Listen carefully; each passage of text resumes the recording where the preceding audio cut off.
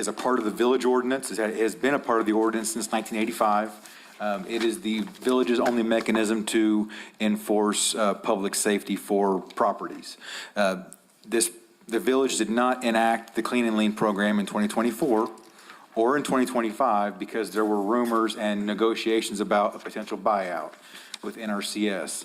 If NRCS had done the buyout in 2024, any Clean and Lean that the village would have enacted could have made those folks ineligible for the buyout. So the village intentionally put off enacting the Clean and Lean in order to make sure that we were allowing every citizen in the community an opportunity to participate in a buyout program if it ever came. It did take longer than everybody anticipated.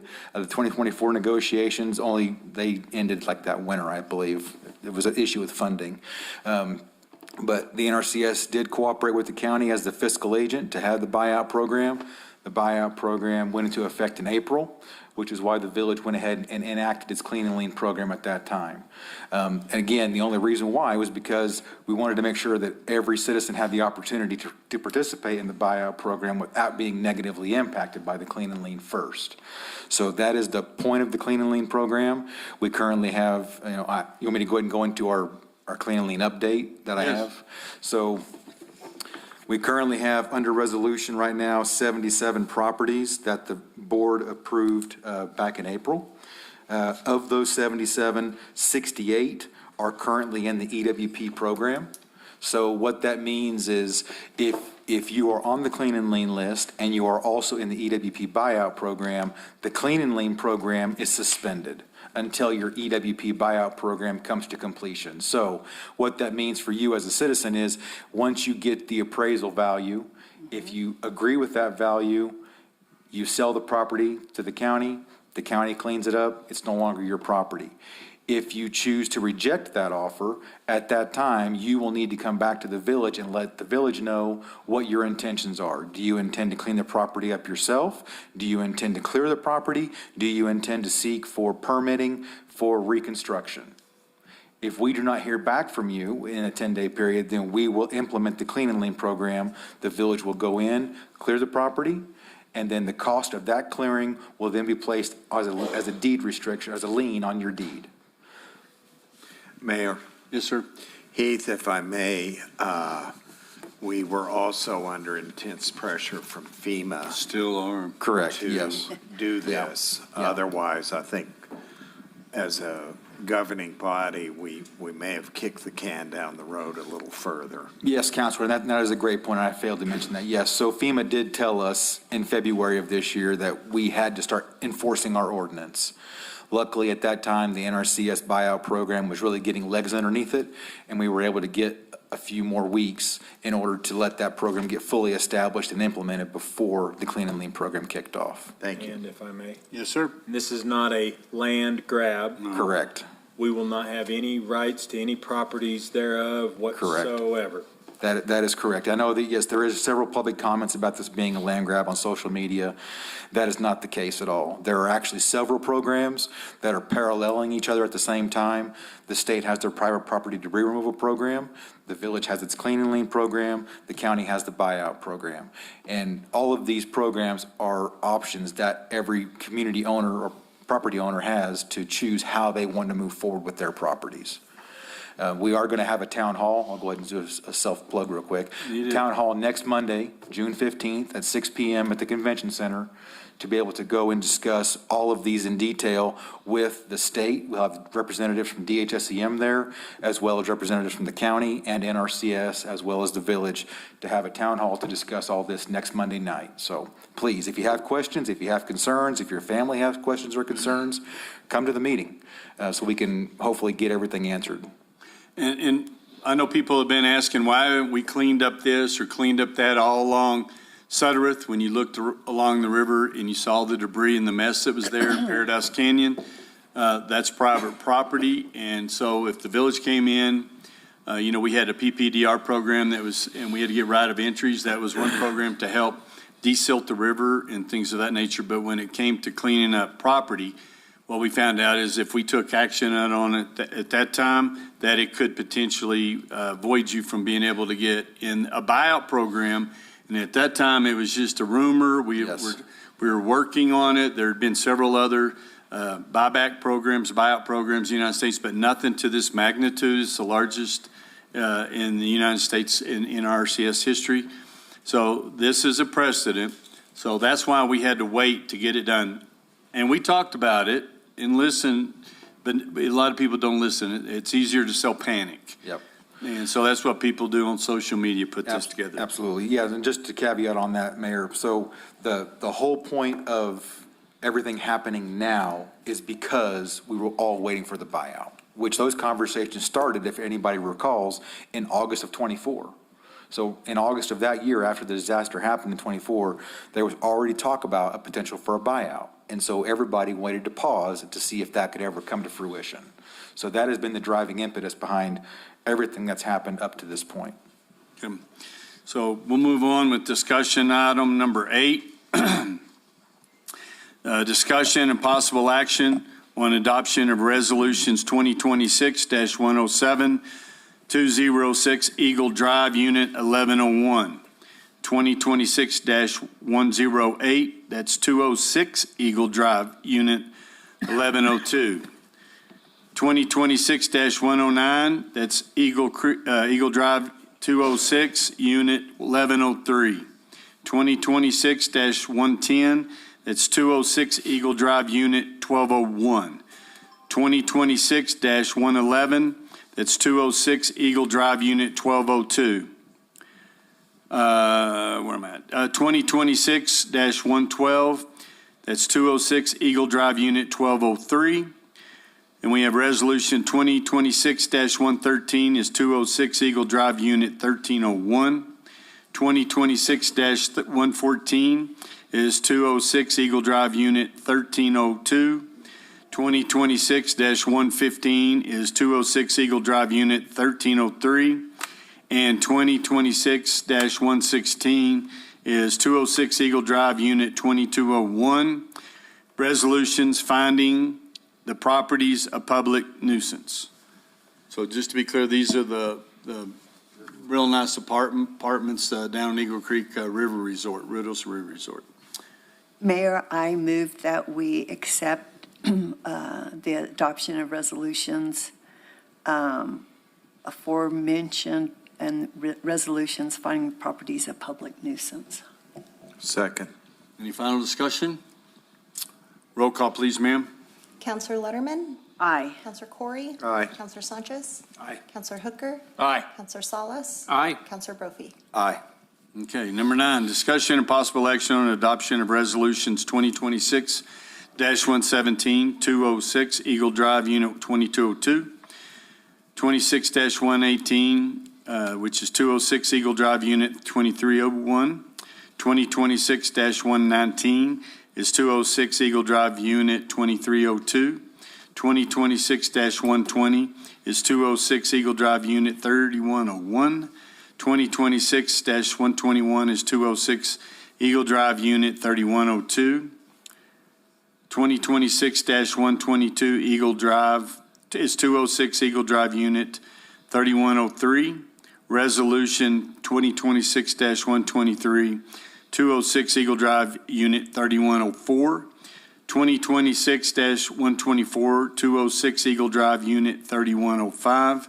2026-125 is 206 Eagle Drive, Unit 3201, and 2026-126 is 206 Eagle Drive, Unit 3202, resolutions finding the properties a public nuisance.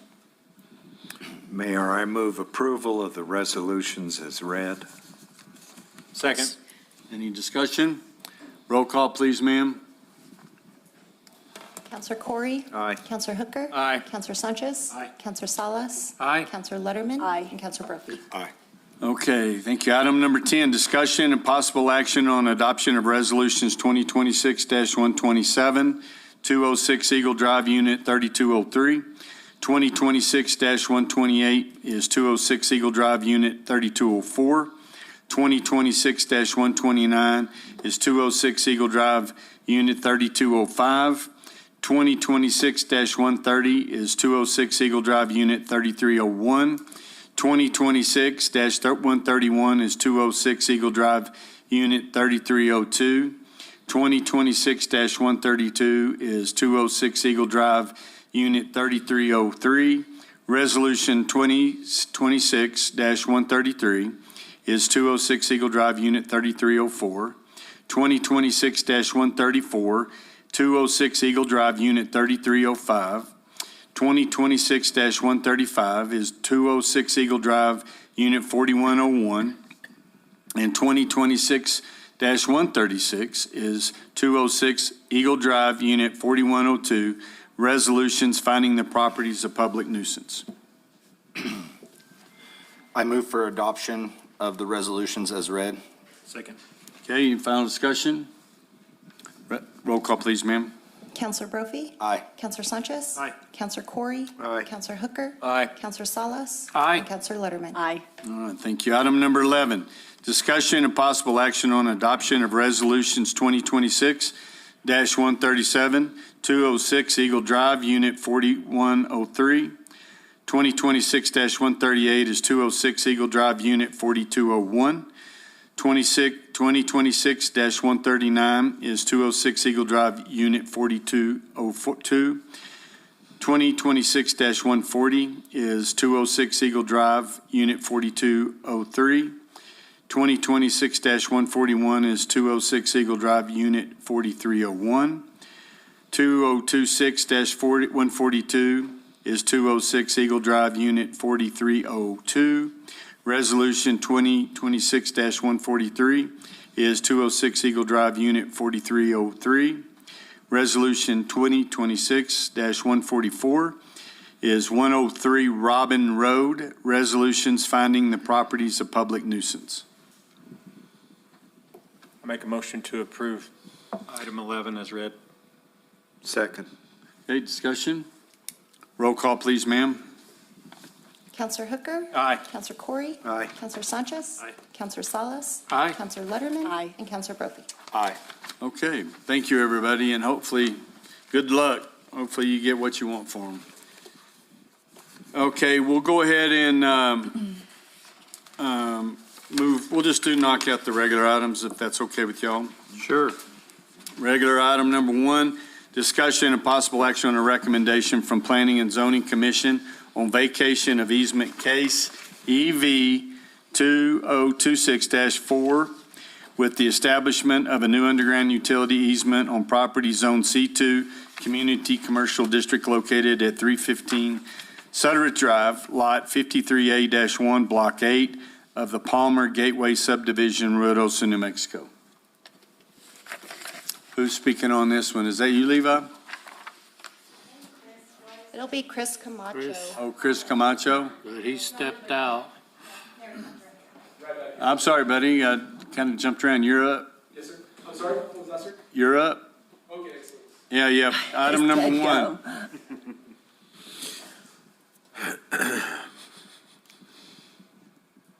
Thank you, Mayor and Council.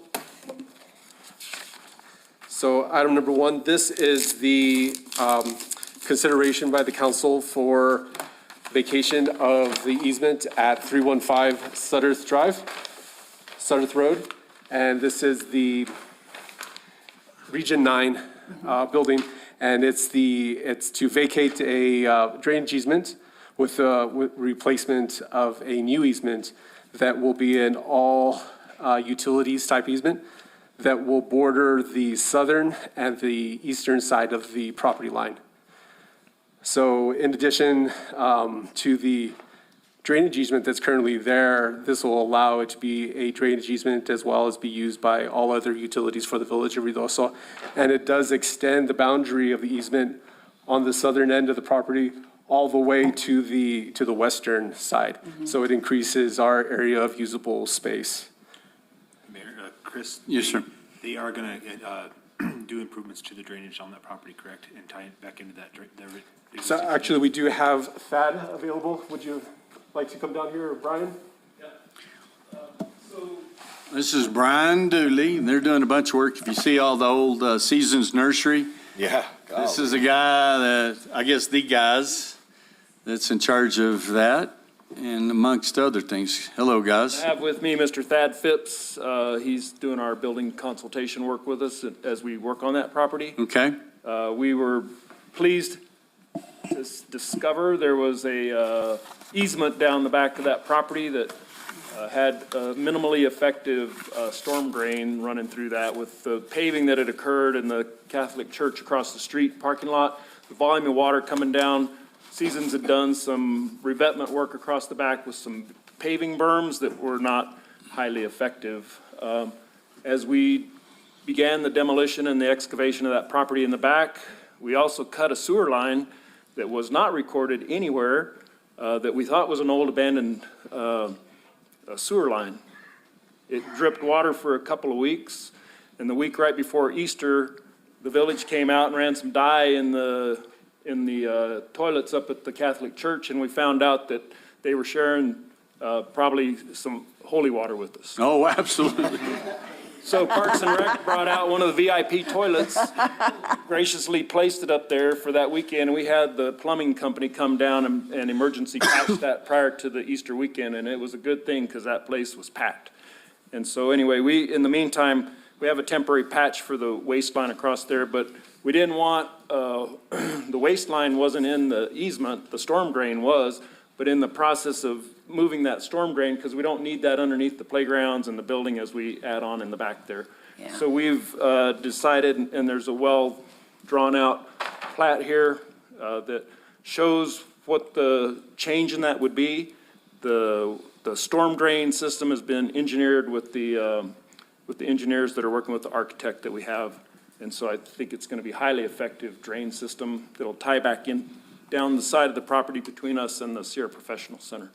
So all the utilities now will run down through that. We're working with the Catholic Church, and we're rerouting their sewer down that easement as well.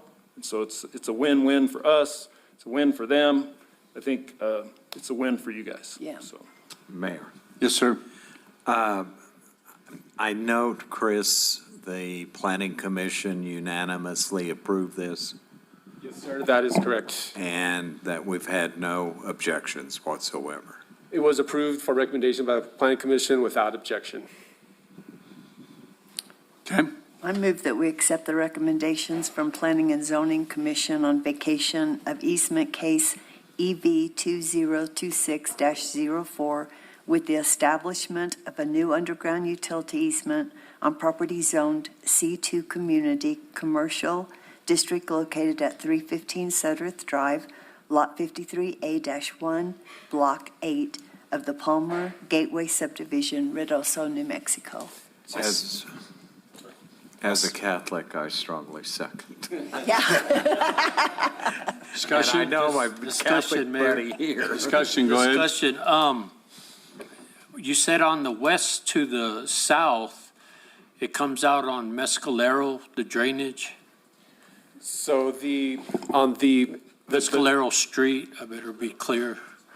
So I believe it does. Oops, sorry. I believe it does exit onto the Mescalero on the northeastern side of the property. Okay, so And we're it- not into the highway anywhere around there, near. Okay, good. So I believe it does tie in before it gets to the existing sewer and drainage before it gets to Mescalero Drive. Because many moons ago, there's a drainage right at the point of that triangle at the traffic light. And that helped drain some of that going under the highway. I think it goes past the hotel there. But we always had trouble with that. Do you remember that, Adam? Councilor And- Salsa, I think that the drain they're talking about is going to tie into that existing. It's gonna tie in, okay, because that's highway department, and that's where I don't want to mess with any of their stuff. Well, this is sewer, It's an easement for Sewer. sewer, but it's also with their drainage too. It's a storm drain that comes out, and I don't think they'll actually be in the DOT right away. It's going to be on the village, because Mescalero Trails, the village. That's what I wanted to be sure we weren't in any DOT property. Okay. anybody else? So, Brian, how did you find dealing with the Parks and Rec and the Planning and Zoning Committee? Been very nice, extremely easy to work with. Good group, and they work hard on it, so we're glad to hear that. Outstanding. Thank you very much. I have a question. Yes, sir, go ahead. Just while we got you sitting here, what is y'all's plan? Will everything go into this new building, or will you still be over in the old bank and? So Region 9 bought the bank building, and we have our Head Start facility, which is the 4- and 5-year-old kids there. There's 4 classrooms. We have our home visiting program, which serves, I think, 128 families in Lincoln County, pre-birth through age 5, located upstairs. And then the early Head Start, which is the 3-month to 3-year-old kiddos that are at Mountain Annie's right now, will be located, this building will become 8 classrooms, a commercial kitchen. 'Cause right now, we procure our food through the hospital, but we can do our own food prep, which will provide fresh food for those little kids. There'll be 8 classrooms there at the old Seasons property, and it'll be the early Head Start program, so the 3-month to 3-year-old kiddos. So, and they have just a continued need. There's a wait list of like 45 families wanting to get kids into that program right now. Nice. What are you going to do with your property? Still keeping it over here on? So right now, we're going to hold on to that. Thank you for the sewer work that we did over there. The long-term vision from the Region 9 folks is that eventually that we build like a training facility there for educational support services that would for be the nice. surrounding community, which, we have unfortunately, everybody loves coming to Ruidoso, and so it's tough to get in the convention center or whatever. And so if we had a facility, we feel like we could keep it really fully occupied. I do too. Yeah, so that would be our plan. Either that or a mini disc golf course. You heard that, Renee? Did you squeeze in some baseball fields over there? You know what, if we had 15 acres, we'd make that happen. All right, well, thank you, guys. Thank you. Appreciate it, Chris. Okay, we have a motion and a second. Roll call, please, ma'am. Counselor Letterman? Aye. Counselor Sanchez? Counselor Corey? Counselor Hooker? Aye. Counselor Salas? Aye. And Counselor Brophy? Aye. All right, thank you very much. Item number 2, discussion and possible action on adoption of Resolution 2026-106, a resolution authorizing the Village of Ruidoso to submit the Infrastructure Capital Improvement Plan to the New Mexico Finance Authority for FY 2028-2032. Hello. Mayor and Council. So I have provided you guys the updated list of projects. This is now the entire list of all the projects that we have on the Infrastructure Capital Improvement Plan for fiscal year 2028 through 32. I already moved up the aerial fire truck to the first position for 2028 based on your feedback from last time. Yeah, do you guys have any thoughts, anything that you want to move around more? Yeah, we may need to move up that Wingfield Park improvement to number 2. You already got your aerial. I'm Yeah, teasing, you've Isabel, run out I'm of- teasing. And Mayor and Council, the submission, Isabel and I will be working on it. It's due July 1st. Again, just the process on this, for capital outlay for the legislative session for 2027, we submit our 5 priority projects, the top 5. And that feeds in when I submit the capital outlay request forms.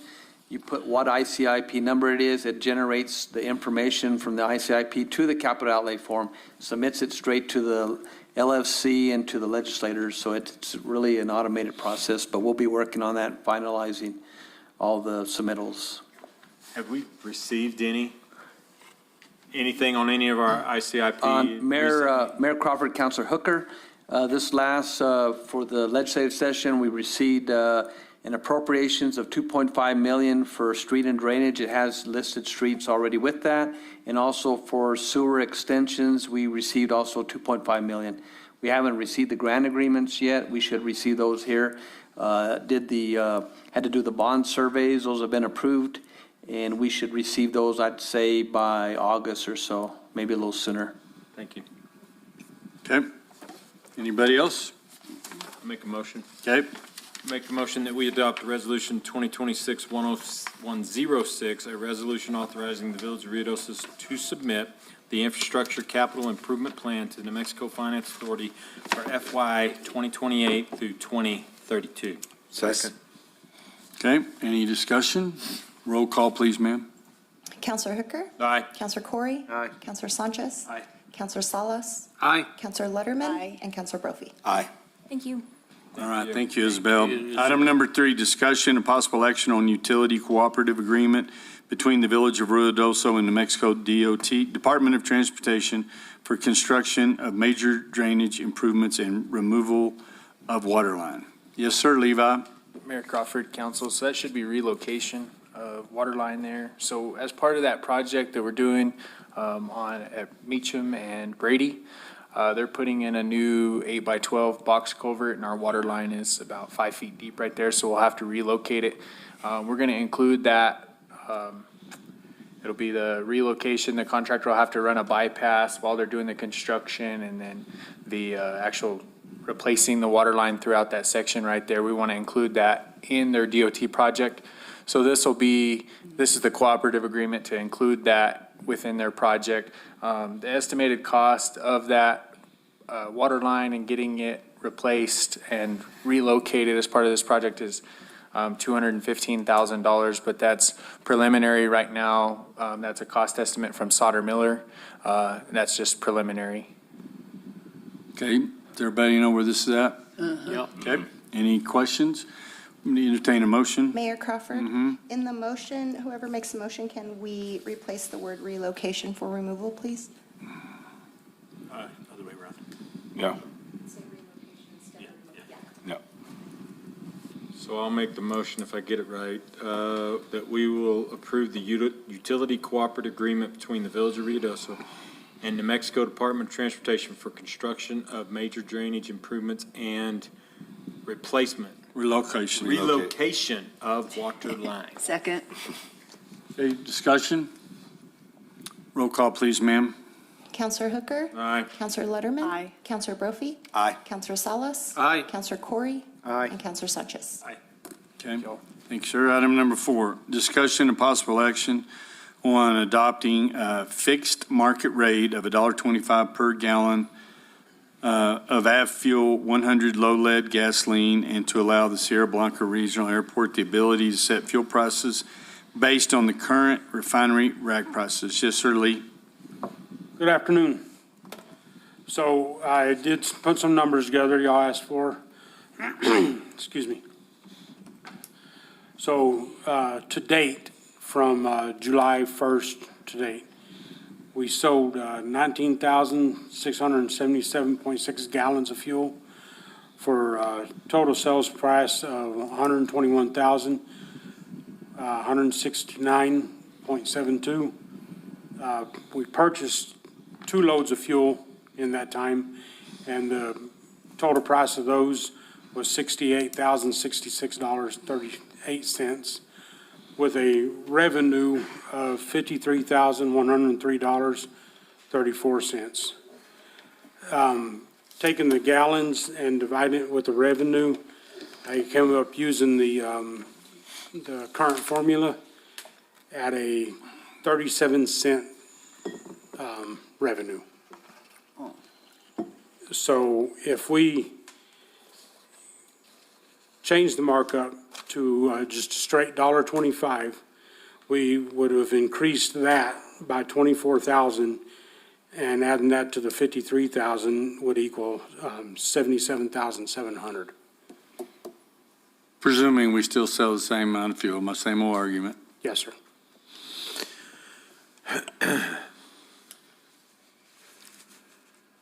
I don't hear anything. I got nothing. I think we Yeah, have to. yeah. Okay, we're going to stick with the $1.25. Yeah.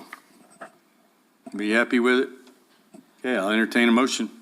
I make the motion to, a motion to adopt a fixed markup rate of $1.25 per gallon on AV fuel 100 low lead gasoline, and to allow the Sierra Blanca Regional Airport the ability to set fuel prices based upon the current refinery rate rack price. Second. Okay, discussion. Roll call, please, ma'am. Counselor Brophy? Aye. Counselor Letterman? Aye. Counselor Salas? Aye. Counselor Hooker? Aye. Counselor Corey? Aye. And Counselor Sanchez? All right, thank you, Lee. Go ahead. Question before he takes off, and y'all talked about it on the radio yesterday, the vehicles that are out there that have been Yeah. there for eons. Yes, Are sir. is there a plan to start looking at those and Yes, sir. maybe Yes. moved on? Okay. Yes. Lee's custom and used autos. Well, I mean, I think I could walk out there and point the ones that I've known since 10, 11 years now that have not moved, so. Got dibs on that 90s model Suburban, Adam. The very back one? You and everybody else. So there is a plan to start trying to cull those out, I guess? Yes, Counselor, so I'll be getting with Chief Mentor to start seeing if we can identify who the owners are and then send them notices that they need to be relocating those vehicles. And a lot of those on that front line are about to expire or have just expired their tags. So somebody's using them, the tires are all up and good on them. It's that, there's a few there that are been there a while. All right, thank you, that's all. Thank you. Item number 5, discussion and possible action on agreement between the Village of Ruidoso and LJA Engineering, Inc. for professional engineering services at Sierra Blanca Regional Airport. SBRA awarded through RFP number 2026-010P. Yes, sir, Lee. So we went out for RFP for a new engineer, and the committee chose LJA. So we would like the council's approval to appoint them as our engineers. I'll make a motion. Go ahead. I move to approve the agreement between the Village of Ruidoso and LJ Engineering, Inc. for professional engineering services at Sierra Blanca Regional Airport, SBRA, awarded through RFP number 2026-010P. I second. Okay. Any final Discussion. Go ahead. Looking at the Exhibit A, they'll be doing the drawings, plannings for the new building, correct? They're going to be helping us with all of that, yes, sir. Okay. I don't know if they're going to be designing it. Mayor They'll be Crawford walking us through and the members of the council, we have 2 ongoing projects, the master plan for the airport and the electrical project that we're doing. That's going to be handled by the current engineering firm, Lochner. And we have a termination agreement which included that those will be completed, but we'll have them on board to be able to help us with the other projects. Any Okay. new projects, yes. Okay, and we have a motion and a second in the discussion. Roll call, please, ma'am. Counselor Sanchez? Aye. Counselor Salas? Aye. Counselor Letterman? Aye. Counselor Brophy? Aye. Counselor Hooker? Aye. Counselor Corey? Aye. And we have Tim and Mike over here. Mike, formerly known as Smokey Bear. I don't know if y'all know that, but he was Smokey Bear at one time. Yeah, See so, it, I can see it. thank you, guys. Appreciate Yeah, everything thank you very do. much. Item number 6, discussion and possible action on a quote for 3-year services with Vertosoft for OpenGov e-procurement, project management, and grant management software utilizing Sourcewell contract number 060624, VTO in the amount of $349,357.35, including New Mexico GRT. Okay, who's running this show? Madison, go ahead. Addison. Hello, Mayor Council. I'm going to start out with our investment summary. I know there was a little bit of confusion during the workshop. The total price is for the full 3 years. That's a combined price. So for our first year of subscription from July 1, 26 to June 30, 27, our total cost is going to be $209,955.01. That includes both our software and our professional services for implementation. So all of our data getting inputted in, the training work, basically getting the entire program started. Our second year of subscription from 2027 to 2028 will be $68,001. And then from 28 to 29, it'll be $71,401. If I may, Mayor? Yes, sir. I wasn't here for the workshop, so if it's asked, I apologize, but what, are y'all using a system now? No. No, so this is something that will enhance your ability to track, monitor, input, all that kind of stuff. Yes. It's Yeah. the greatest thing From ever. beginning to the end. Yes. And we Right. actually, we This is do, it. we do have some representatives from OpenGov online with us. We're going to go through a brief presentation and a very short demo Okay. so that you guys are able to see what the system offers Okay. in comparison to our current Mayor, process. Yes, quick sir. question for Christie. Off the top of your head, Christie, how many grants are we having to track right now? So the grants is more Maddie's scope of Okay. work, not mine. Okay. Currently, in active grants that I'm tracking 37. Okay. I actually have the total number here, let me double. And Mayor Crawford, members of the council, I believe Judy's online also. Judy? Hi, Judy. Hey, how's it going, everybody? Hi. You sound good. So now this is not including FEMA. This is just including Water Trust Board, legislative appropriations. We have 50 grants right now, and we're tracking them through Val. And right now, it's getting a little overwhelming, and so we need a system because there's going to be over 200 projects in FEMA, and there's just no way that we can keep up 250 spreadsheets at one time. So hopefully, the system will take us from inception of the grant all the way through procurement and all the way through closeout, so that it'll make it a little bit easier to interact with our Encode system. Okay, Thank you, Judy. You're welcome. go ahead. Okay, we're gonna go ahead and pass it off to the OpenGov team to do a brief introduction. We have Grace, Shay, and John with us today. Hi, Mayor and Council. It is great to see you all again. For the new folks in the room, my name is Grace. I am our procurement account executive here at OpenGov. I have been working very closely with the team for a couple of months now around standardization and searching for the correct solution for you folks. So Shay, if you wanted to introduce yourself quickly, and then John as well. Yeah, hello, Mayor and Council. Good to see you all again. By means of introduction, my name is Shay Gallis. I'm our grants specialist here at OpenGov. And to echo Grace's statement, the whole team has been incredible to work with throughout the process. And I'll pass it over to John to introduce himself as well. All right, thank you, Shay. Hello, Mayor and Council. My name is John Weingand. I'm on the Solutions Engineering team at OpenGov.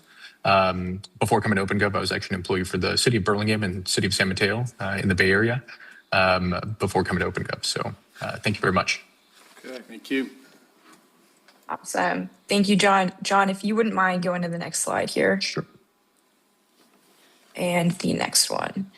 Before we jump into a demonstration, I wanted to recap a little bit of where we aligned with the team. So the past couple months here, we've been searching for how do we standardize the procurements, the grants process, as well as the capital projects. So taking a look into the state of the village, really we wanted to focus on how do we standardize, how do we collect all the information in one place, how do we make it accessible, and how do we automate and speed up these processes across the board. So I just wanted to pull together where some of our conversations really aligned with some of the key goals and initiatives of the Village of Ruidoso. So creating some standardized training across procurement, grants, and capital projects, as well as making sure that we're helping in looking for and continuing to maximize on the grant dollars and stay in compliance across procurement, grants, and those capital projects. So John, if you wouldn't mind jumping to the next slide here. To give you guys a high-level introduction to OpenGov, we are a public service platform. We are purpose-built for the government. We only partner with local and state governments. So this is an idea of what all of our solutions look like. We went ahead and highlighted where we're having our conversation around today, but to give you an understanding of who OpenGov is, this is our PSP or public service platform. John, if you wouldn't mind going to the next slide here. And this is just an idea of who we partner with in the state of New Mexico alone. I've had the great pleasure of being to New Mexico numerous times and coming out there, even meeting the team out there as well. So a lot of these partners are also partners in procurement, grants, and capital projects, just to name a few, as well as some of our other solutions here. And John, if you wouldn't mind jumping over.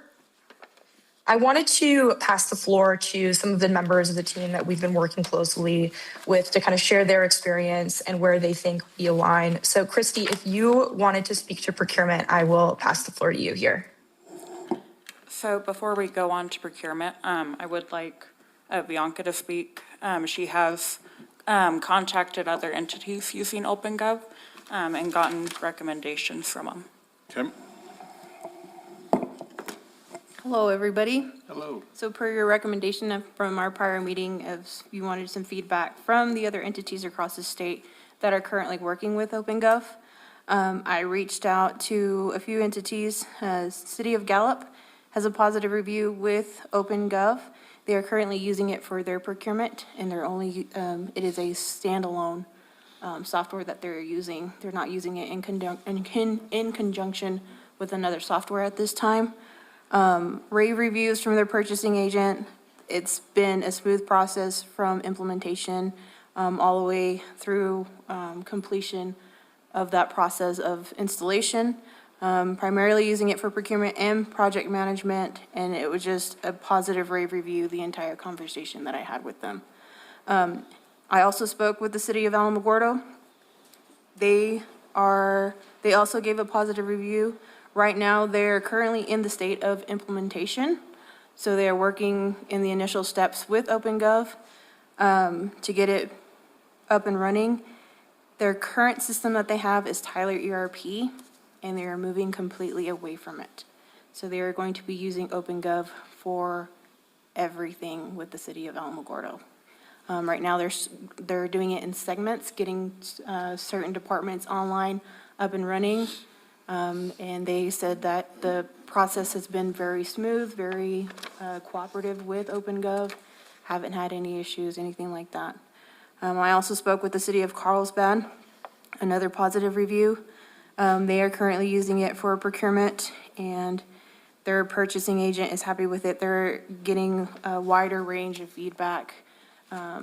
Instead of just local areas, it's expanding as well across the nation. So they are very happy, haven't had any issues with the software so far. Thank you.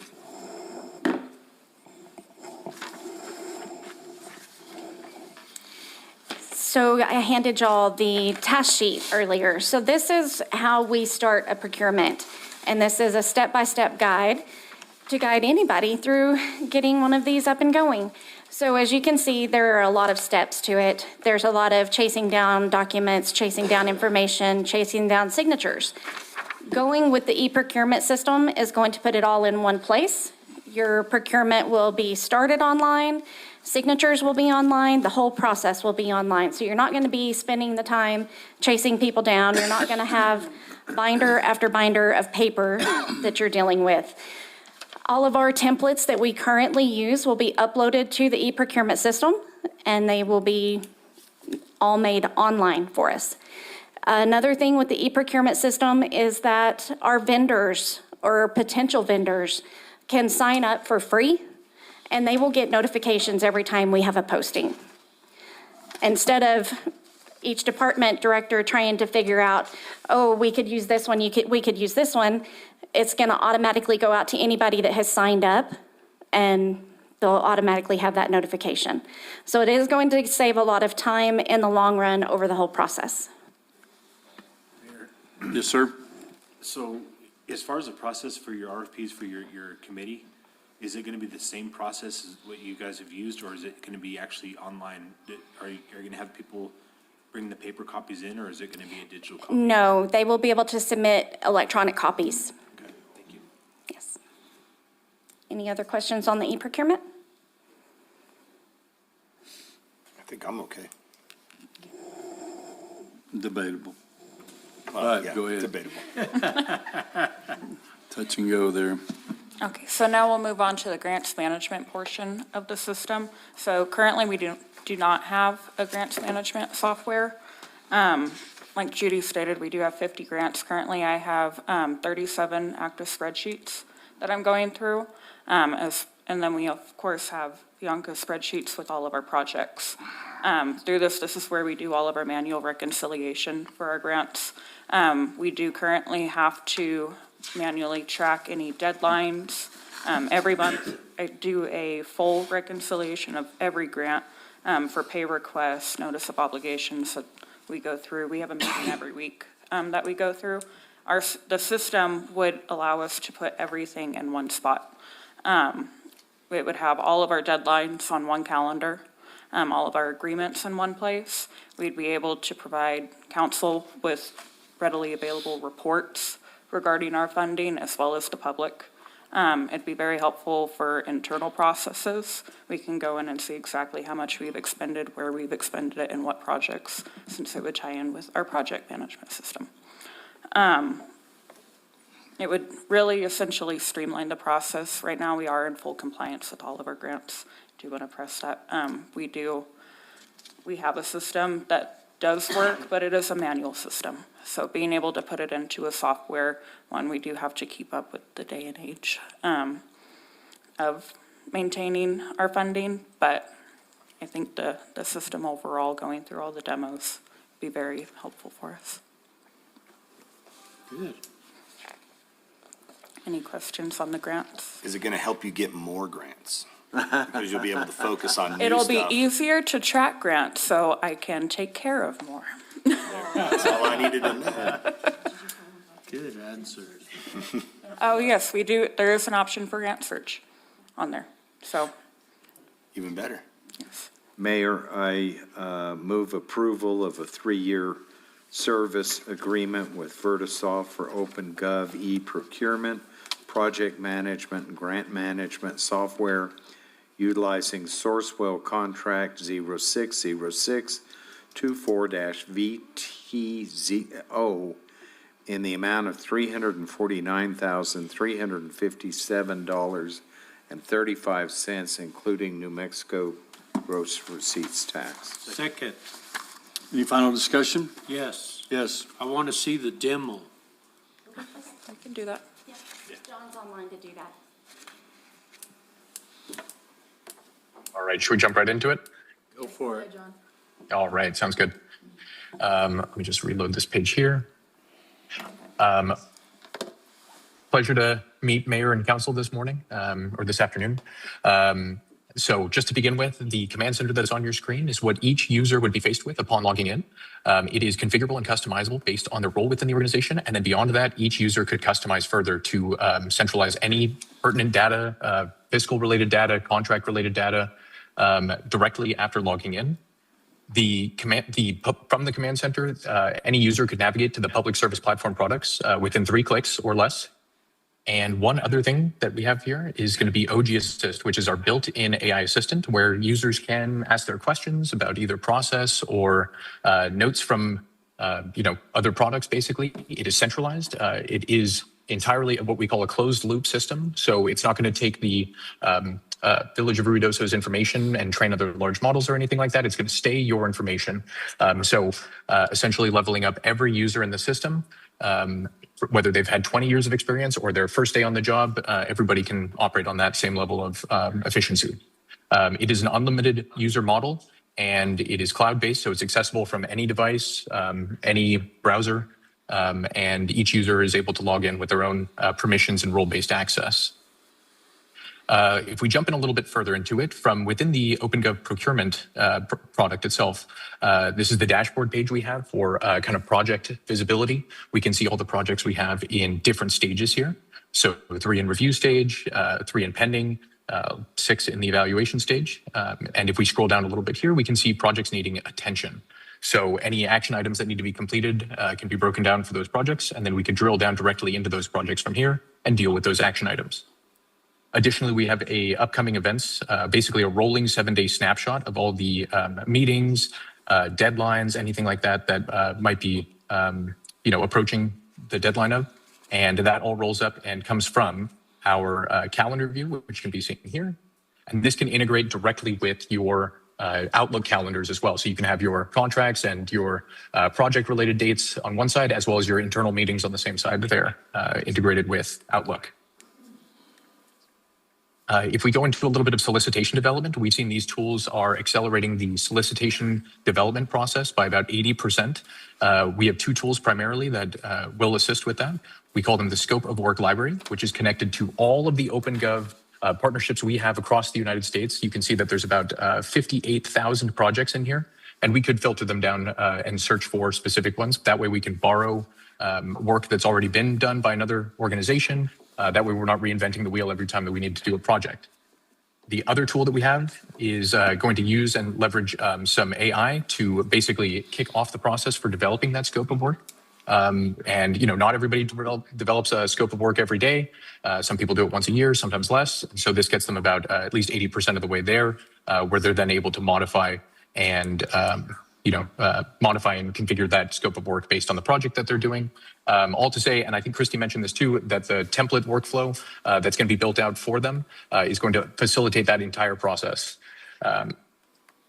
One example I wanted to show was City of Las Cruces here. This is their actual online portal where I'm not logged in as a user, I'm not logged in as a vendor. I'm just anybody online who's looking for projects here, and we can see that all these projects listed in their different statuses here are available for anybody to take a look at and see. It is free to vendors. So this encourages more vendors to keep eyes on it. And then the system will centralize them if they've made an account, which is free for them, that if they, City of Las Cruces, for example, posts a project and that vendor has category codes associated to them, they'll get notified of that project being posted. So attracting more compliant bids to be submitted. We typically see about 2 to 5 times increases in the amount of compliant bids that are submitted. And that increases competition, which is going to reduce the cost that the Village of Ruidoso would be paying for any of their projects. Last thing I wanted to point out here is that there's also a calendar view here so that the vendors as well as the organization know what deadlines they have to be aware of, and nobody's being self-disqualified past any dates there because they all have visibility. One last thing about the OpenGov procurement and contract management is contract records can be assembled within the product and then managed within the product. You can invite different users, collaborate on projects, contracts, requests of any kind, and invite other users if they're required for a specific workflow process. They can be added in. But because we're on an unlimited user model, everybody has access and can have control over their responsibilities within the system. Next, I wanted to show the grants management tool we have here. So I've selected a grant record. Here we have just entitlement grants, and this is going to be their grant records page. The system is notifying us that there are reports due within a certain amount of time, and we can drill down and directly manage that report from here. The system's going to be creating a lot of those reports. So if the information's already within the system and we can map that to a template that's already existing also within the system, then we can generate those reports in a quicker amount of time. But we do also have additional dashboard and tools here to let us know how we're doing. We can see the total amount expended and remaining out of the total awarded amounts, as well as the burn rate here. So we can keep track of our pace in terms of projected burn rates and what we've spent already.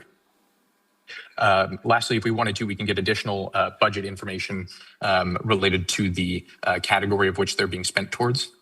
Ultimately, the entire grant record is being managed from the discovery of certain grants all the way through the closeout of them, which we have here.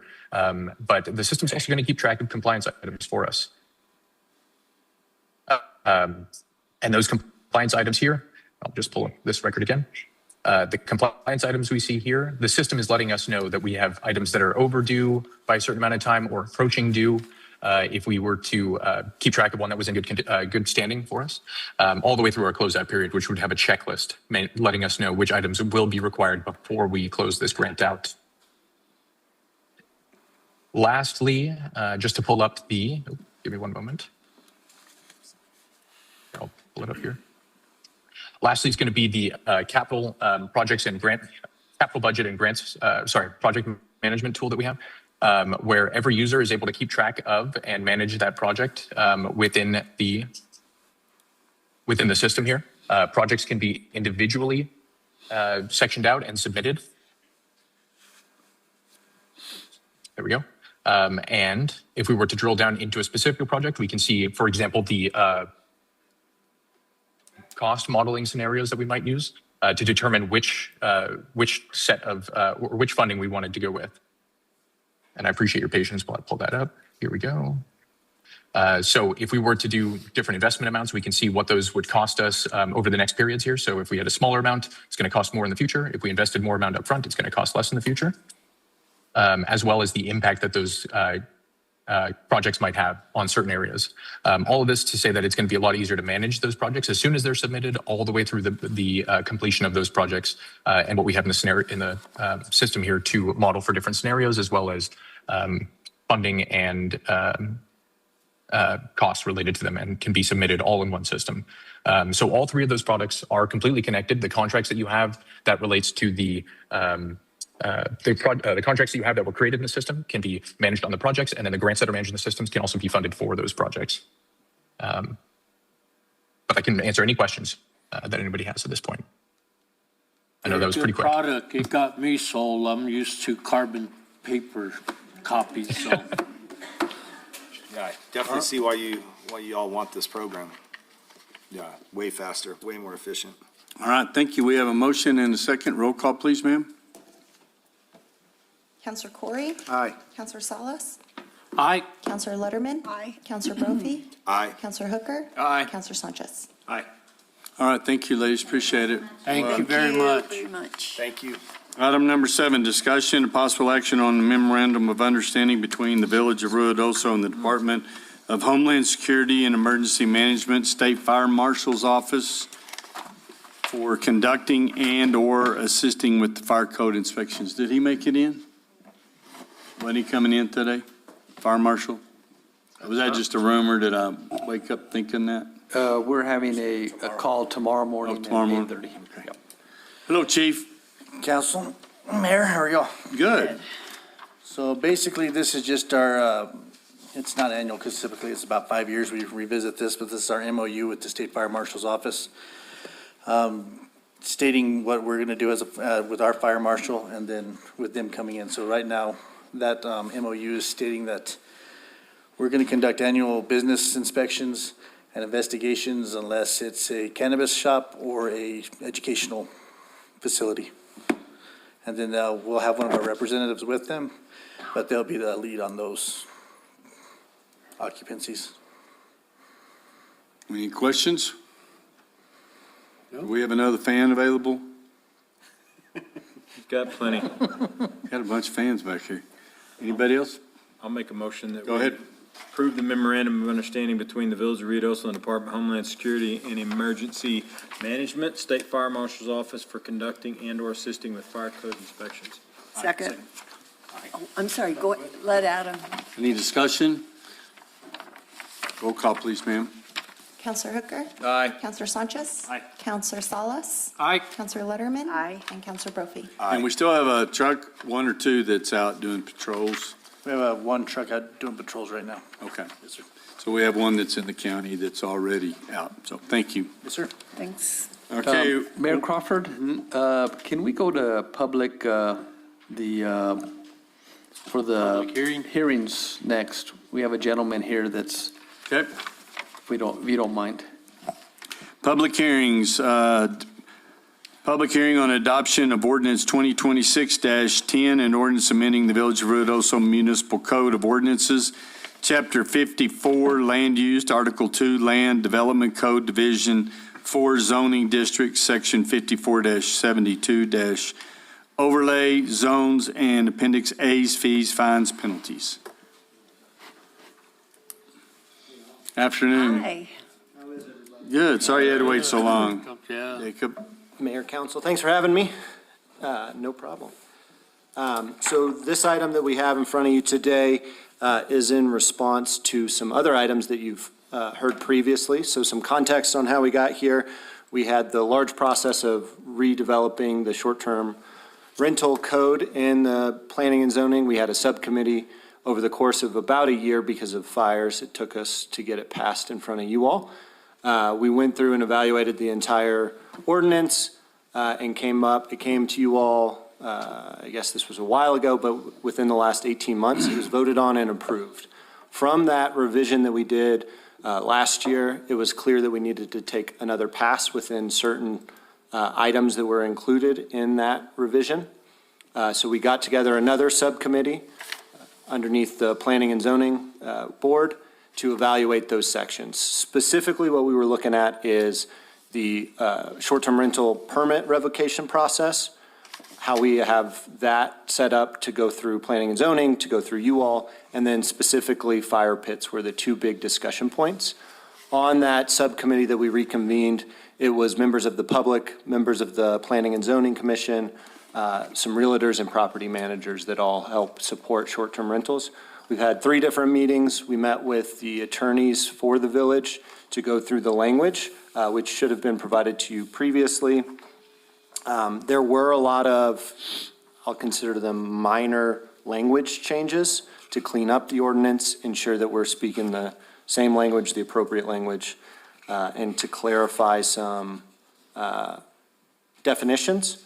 And then the big changes were around the process. So if somebody is found in violation, whether that's 3 unresolved issues or illegally burning at a short-term rental, the process for revoking or suspending a short-term rental license will start with the administrative staff and then will come to planning and zoning, similar to how we grant variances or other conditional uses. And then if they want to appeal the decision of the administrative staff and planning and zoning, then it would come to council and then through district court as per our normal appeal process. So this is to deflect in a lot of ways some of the items that came to you previously. The other big item was around clarifying fire pits within short-term rentals. Based off of feedback from the subcommittee and engaging with other folks within the community, we wanted to provide a little more clarity on what illegal burning was and to allow for essentially fuel-controlled fire tables and fire pits. So not allowing wood burning or other material, but allowing things like a fire table that connected to propane or natural gas. So that was a lot of talking for the 2 big changes, which was the fire pit and the appeals process, along with some language cleanup.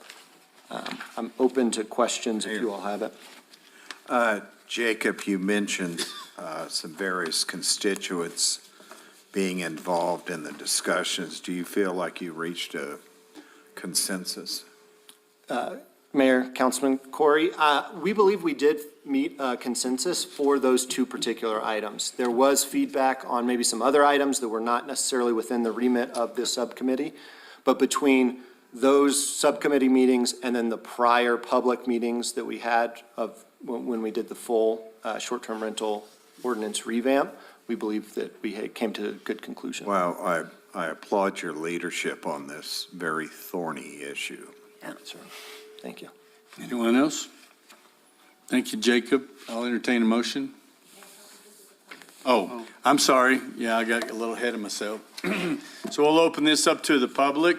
If there's anybody in the public or online that would like to speak for or against this issue, please raise your hand, stand up. We'll recognize you. Anybody online? No? Okay, we'll close the public comment section, and now I entertain a motion. Mayor, I move approval of adoption of ordinance 2026-10, an ordinance amending the Village of Ruidoso Municipal Code of Ordinances, Chapter 54, Land Use, Article 2, Land Development Code, Division 4, Zoning Districts, Section 54-72, Overlay Zones, and Appendix A, Fees, Fines, and Penalties. I'll second. Okay, discussion. Roll call, please, ma'am. Counselor Corey? Aye. Counselor Brophy? Aye. Counselor Letterman? Aye. Counselor Salas? Aye. Counselor Hooker? Aye. And Counselor Sanchez? All right, thank you, Jacob. Thank you, Jacob. Item number 2, public hearing on objection to adopted resolution 2026-64, a resolution finding the property located at 141 Sleepy Hollow Road, Ruidoso, New Mexico, a public nuisance. Is there somebody online? Mayor Crawford, I sent them a notice by certified mail, and I did get the card back that they received it, but I didn't ever have anybody call or ask for a Zoom or say they were going to be here. Okay. So this public hearing, do we have anybody here online that wants to speak for or against this issue?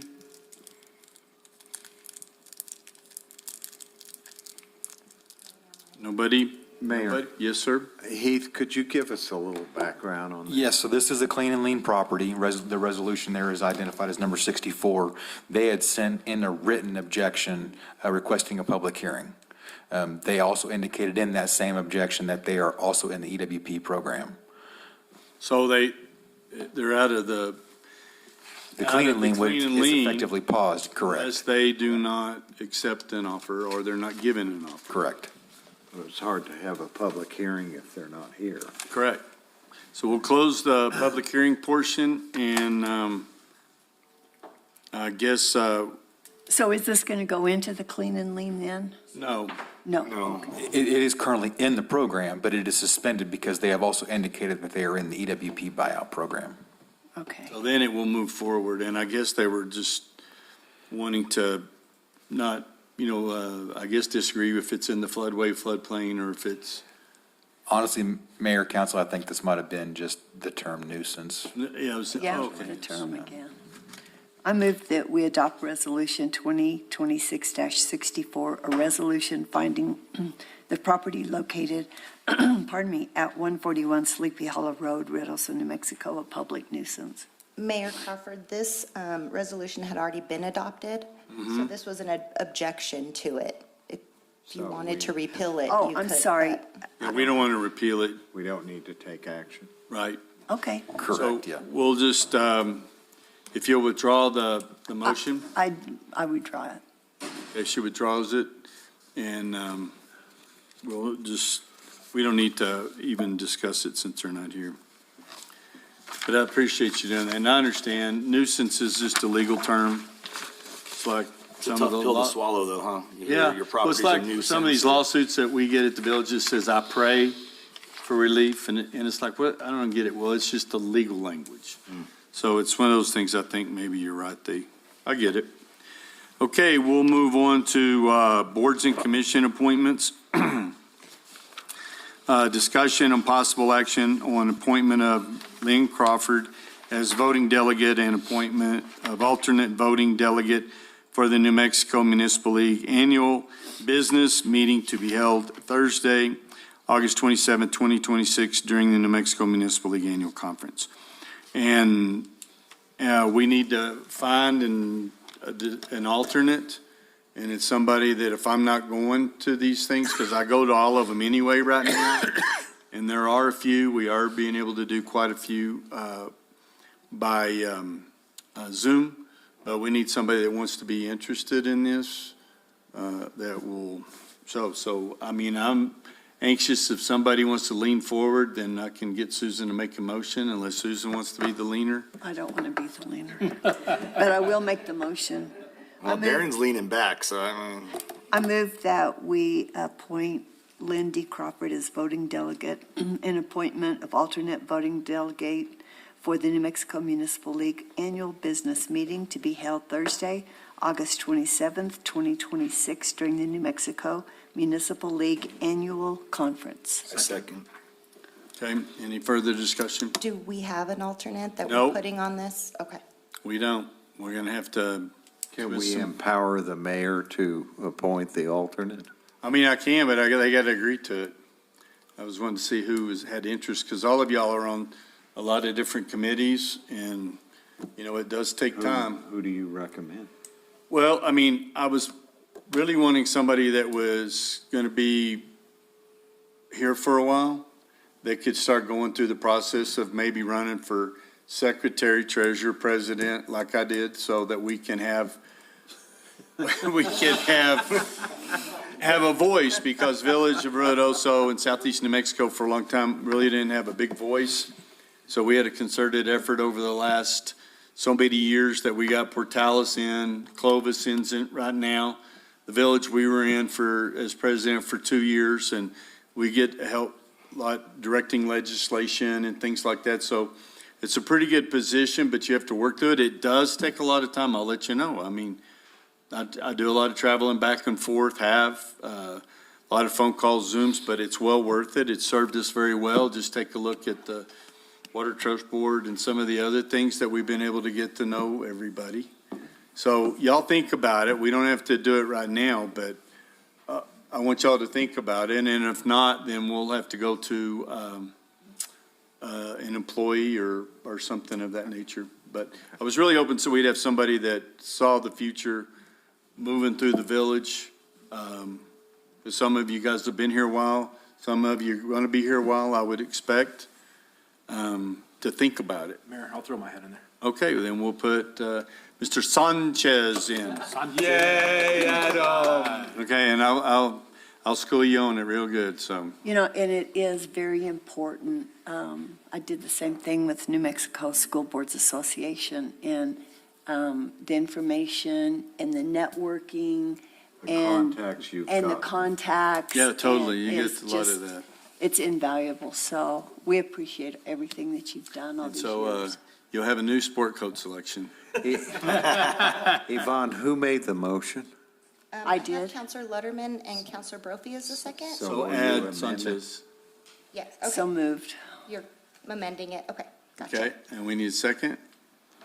Counselor Brophy seconded. Okay, Brophy, any further discussion? Thank you, Adam. Thanks, Adam. Roll call, you, Adam. please. Counselor Letterman? Aye. Counselor Brophy? Aye. Counselor Salas? Aye. Counselor Hooker? Aye. Counselor Corey? Aye. And Counselor Sanchez? And it's a rewarding deal. I will you. tell you, you get to know a lot of people, and most all of them are great people. And you learn a lot. Village managers report, Ron. Mayor and council, I'm going to have Christie come up and give an update. We have our annual utility rate increase, and just want to put that out. We're going to put it out again. We've been talking about it for a while now, and the way the cycle is set up with our new rate analysis that we had, and we've been on the radio, and then we'll have it on the newsletter, and Christie handles that, and I'll have her present an update. Hello again. Hello. Mayor and council, yeah. So Judy had worked up a spreadsheet for us when y'all approved the rate increase to go over the 8 years. So we have that, and I can tell you that the upcoming rate increase that will be on the August bills for July consumption on the base rate is going to be an additional around $16.80 per bill. Wow. So it's going to be around $165 a month. So a big portion of it this year, again, is the solid waste, the yard waste, and the garbage. That's where 30% was still applied this next year. So that's where the biggest portion of that is. Tell us again, we did the rate analysis how long ago?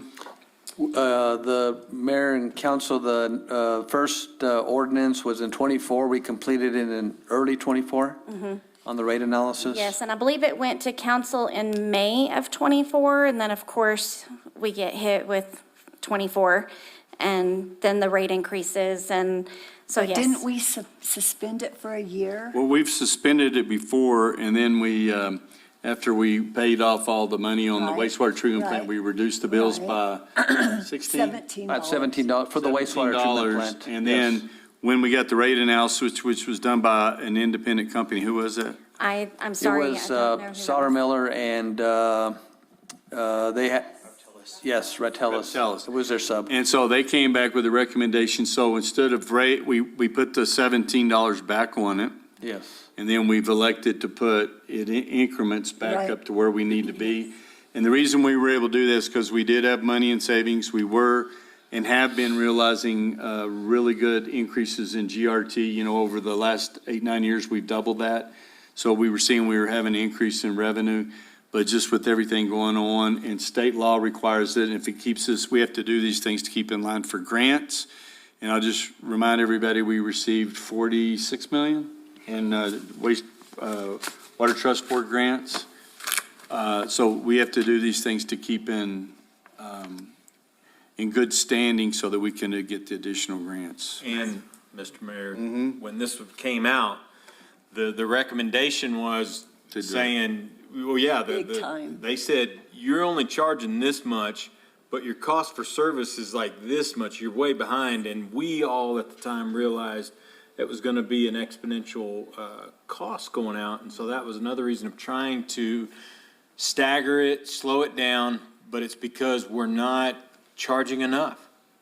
I mean, it's we don't want to, it's just by cost of service. And what the average citizen does not realize is that if we don't have this in place, that our services, we're bringing in more for our services, then that $44 million, we don't, Potentially, you don't get it. Right, and so, I mean, I get it, I understand, the Mayor. average, it's hard. Ron, as I recall, we had gone arguably too long in adjusting the rate. It was like 14 years. It was Yes, Mayor 2014, yes. Crawford, Council Corey, the last rate increase we had in the water before this one here was in 2014, and sewer was done years and years ago, so yes. So arguably, had we done at least a COLA adjustment, it wouldn't be hitting us as hard. That is absolutely correct, yes, yes. And there's communities around the state that are having to do rate analysis. We spoke to the Farmington Finance Director, they're behind on it, and this is happening across the state. And again, in order to receive any grants, you have to have the funding in place to maintain it. If not, you're not going to get another grant to maintain any type of infrastructure that you've had that was, newly rebuilt or whatnot, so. Well, suffice to say, none of us are happy with it, but Well, I appreciate have the to manage fact that you guys are standing up, because you take a lot of heat. You get a lot of nasty phone calls and comments and all the wizards and brilliant people that are on social media. It's all your fault. That they don't understand, but I appreciate y'all standing up because it had to be done. Yeah. And, but this is again, the enterprise funds, which is your water treatment, all of those, your distribution lines. When you take all your pine needles and your green waste to the front of your property, that includes picking that up, hauling it off.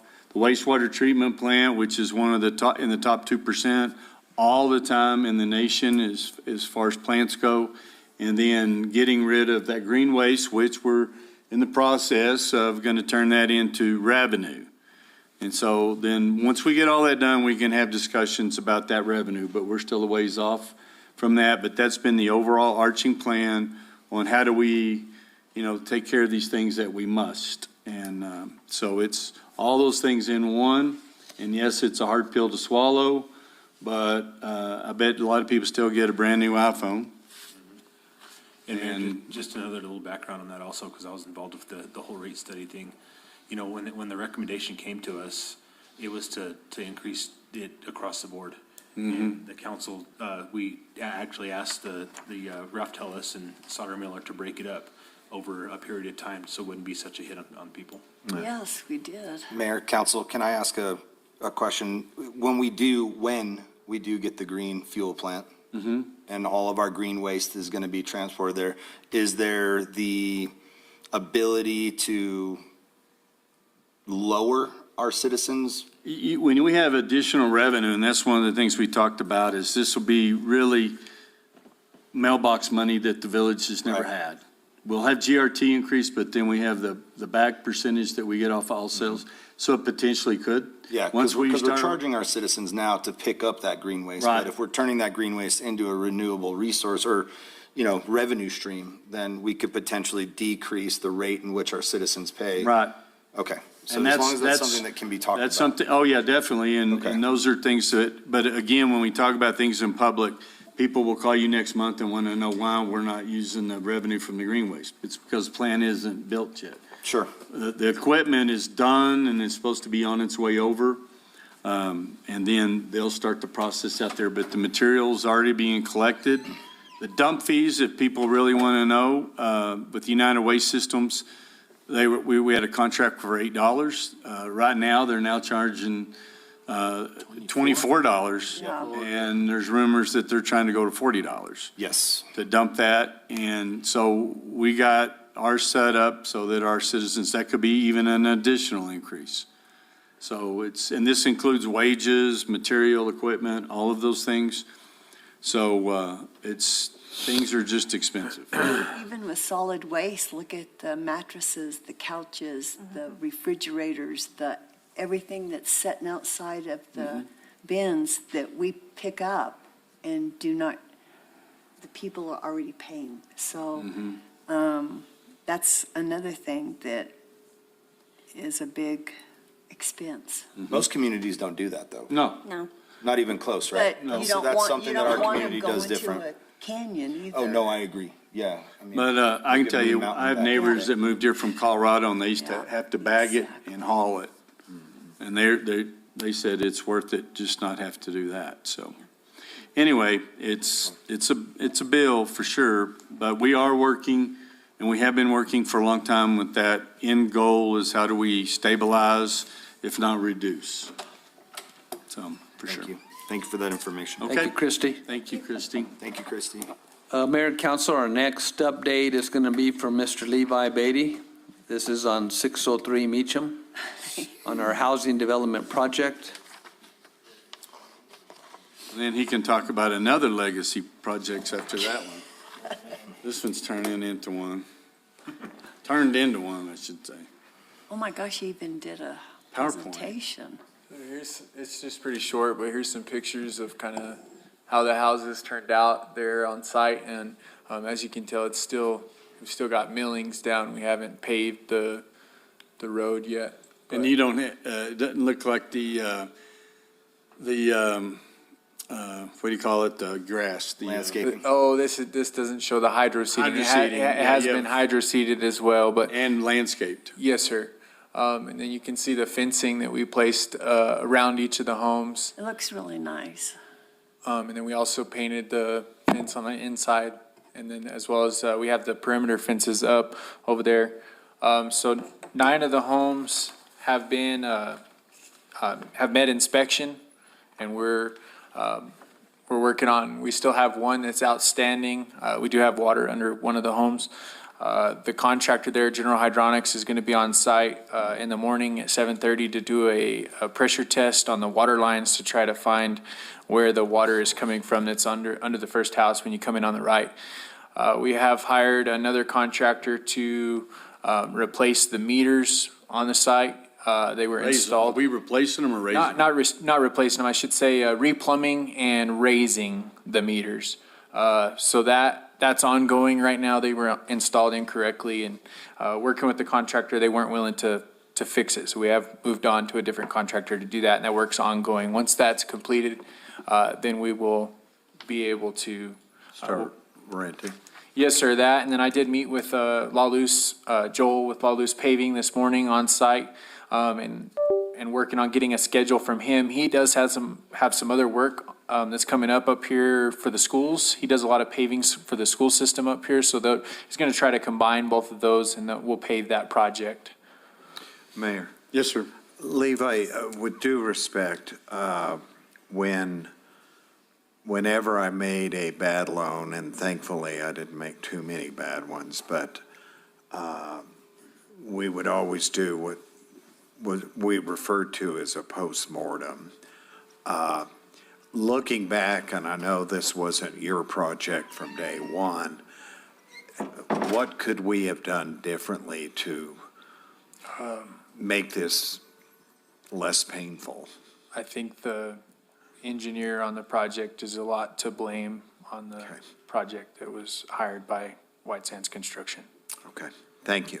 Were you looking at me when you said bad loans? No, I wasn't. I intentionally averted my glance. I didn't make it. Oh, yeah, that's right. He turned me down for a loan. I just want everybody to know years ago. So when is the, The question. When are people moving in? the grass, the trees, That's already done. It's done. oh, it is? Yeah.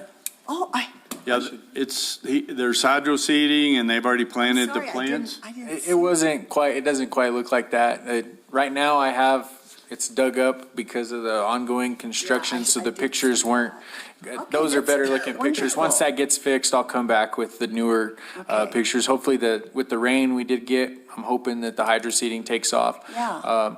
I'll also add that Rymark is on site and they have completed the siding on the 2 cabins there. They are working on painting those cabins the same color. They'll match the houses that are there.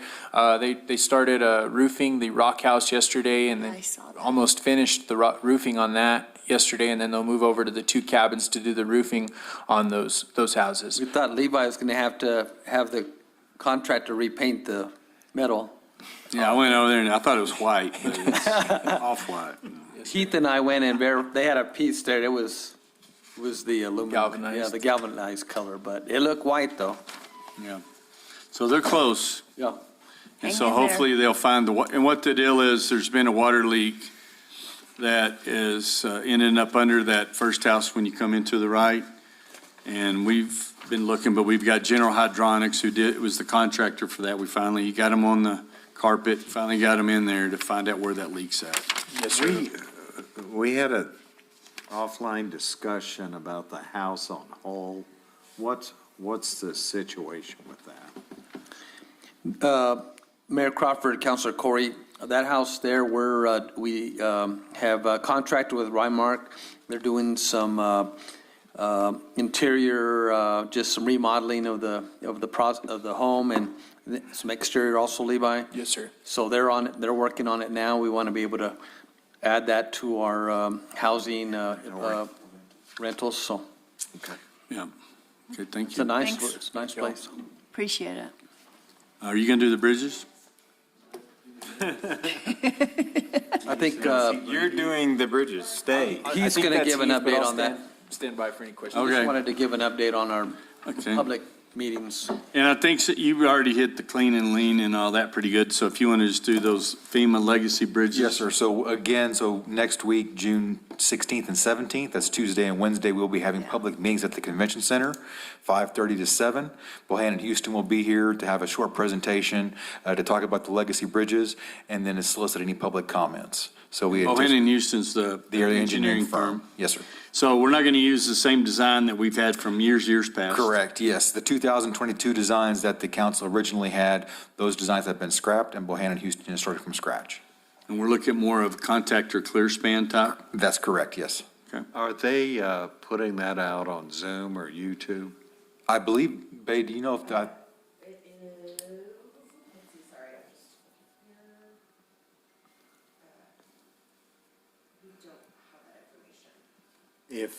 If we do get it, can you share it with us? absolutely.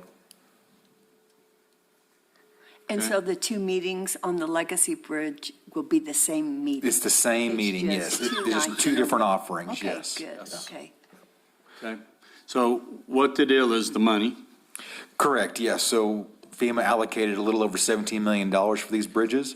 This is the village's last chance to get these bridges built. So we have to get these designs updated and go to, quickly as possible to construction. So right now, they're currently working on surveys to get those finalized so we can establish right-of-ways and easements and working on acquisitions. And 17 million, we already know is not going to be enough. So these are, So these projects will be based on actuals, on actual costs. The 17 million is just the start. So to your point, Mayor, yes, we could easily be looking at $8 to $10 million, per bridge. per bridge. Per bridge. So, Mayor, how do we prioritize Well, go ahead. use of the money? He's got them all memorized. It's like when your kid learns these ABCs. This is so exciting. Go ahead. Mayor Crawford, Councilor Corey, so the prioritization, Main Road Bridge 2 would be number one priority, being that that's the only way in and only way out for those people up there. And then the second priority would be Robin Road, again, being the only way in and the only way out for those people there. And then from there, we haven't, those two are definitely decided in stone. Those are top two priority, but Sleepy Hollow would be another top priority. North Loop would be another top priority, River Trail, and McDaniel. We have done some emergency work that I think will probably hold, but that would be another. So those top two will go, that'll be our first concern. How much money does the village have to put in? Go ahead. On the mayor and council, on the 1783 disaster, which is the bridges, the 6 bridges, the FEMA's portion of that is 75%, the state is 18%, we're 7%. And that was done back when Governor Richardson was. Right, but, was and Bill the Richardson. state's gonna, Yeah, they've Oh, already, okay. it's all, this Got it. came from FEMA directly from DHSM at the state. Correct. so once we get it engineered, we can start. Yes. We can go. Yes. Okay. Levi, just a recommendation, you're talking about one way in, one way out. North Loop is also one way in, one way out, and there's only one bridge there, so. Right, yes, sir. Okay. Unless they have updated something since I was last notified, it is a Q&A and open house type format with a short presentation. There will not be a Zoom for these 2 meetings. Okay, Will thank you. will it be on YouTube? I don't believe so. Okay. Thank you. All right, so be there, be square. Thank you very much. We appreciate it, and then we're going on to the short-term rental. But I wanted to say, we've been checking into the streetlights that are out. P&M says they're not theirs, only a few of them. Reached out to DOT, the district engineer's on vacation, so I reached out to, forgot what her name was, and left her a message, and we haven't heard back. And Are they the big ones? Yes. I did receive from, Karen Joyce? yeah, she sent me a text of all the different lights or whatnot, so. No, those are, the P&M has always been in That's what we've been charge of them. arguing. So we argued with Always. yesterday, yes. Because I have a husband that used to do that. Oh. She has a mustache that has a husband. But you're right, and that's why Ronna and I had a big argument with them Oh, on the man. phone, Yeah. and I we're just calling can't even- BS on it, so No, I we're going just- through the process before we bring the hammer. Because we're paying for those. Yeah, Exactly. I know it. Tell me about it. They're We not the argued about it PM they yesterday, so- used to be. Mayor and council, our next one's going to be an update. Chris Camacho is going to give on our short-term rental software and management. Thank you, Chris. Thank you, Mayor and Council. Okay, so update on our short-term rental platform that we are using. This is the Deckard software.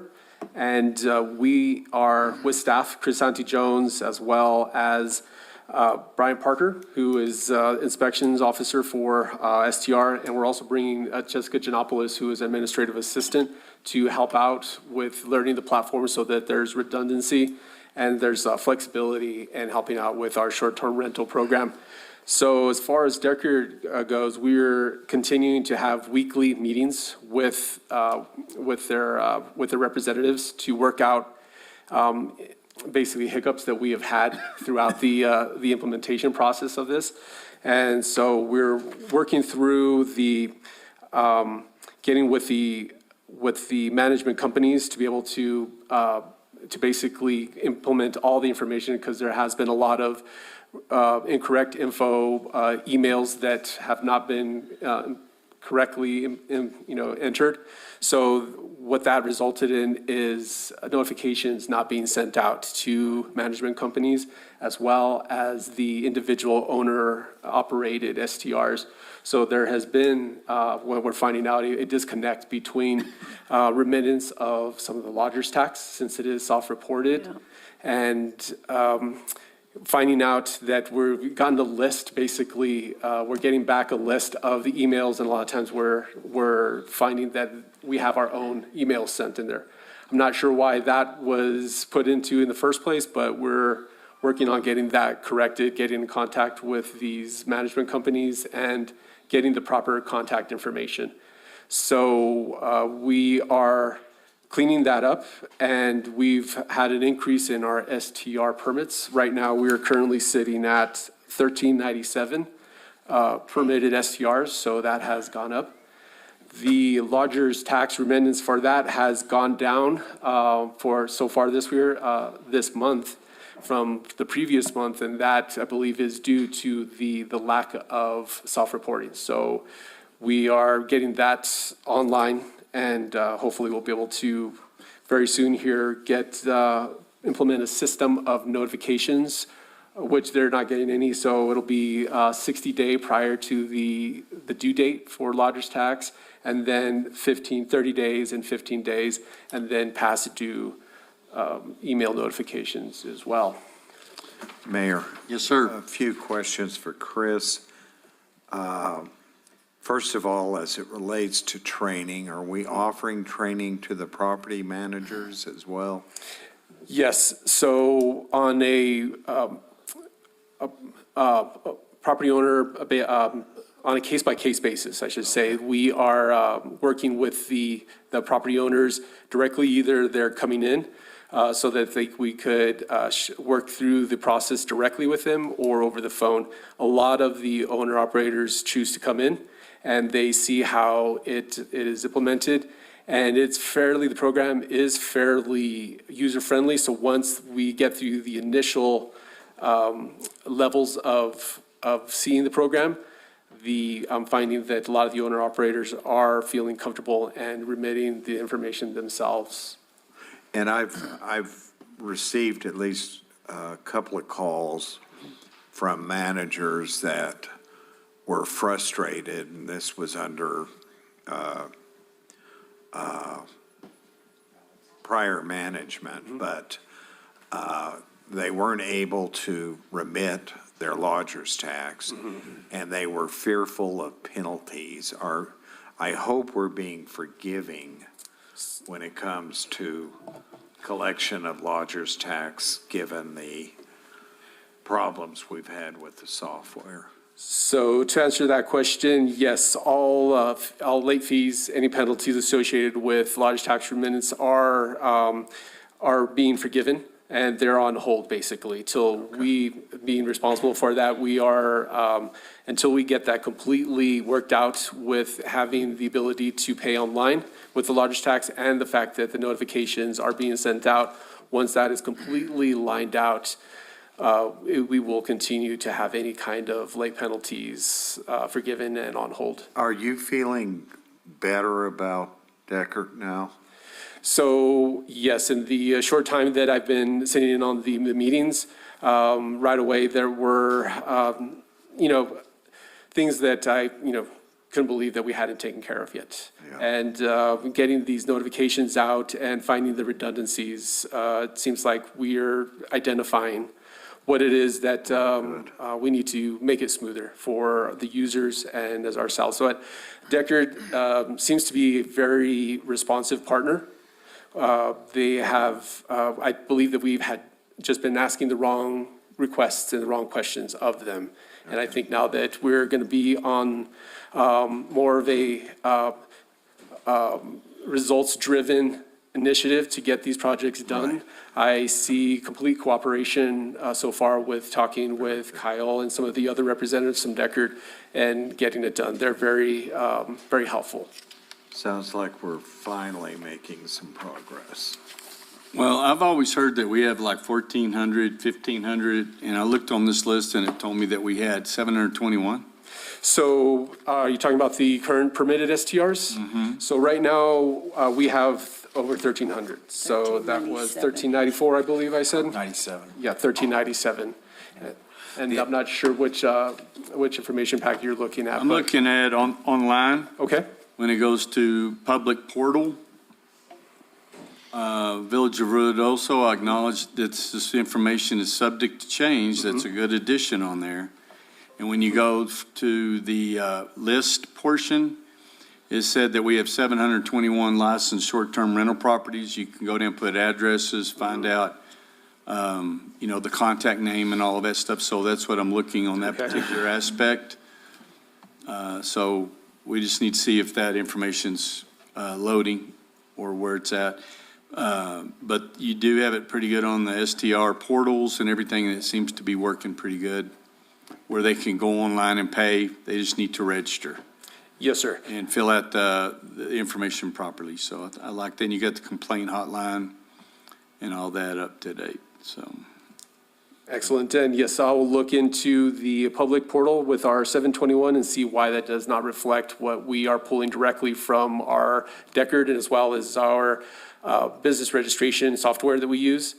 So I'll definitely see where that discrepancy is and make sure that it is reflected correctly. Thank you.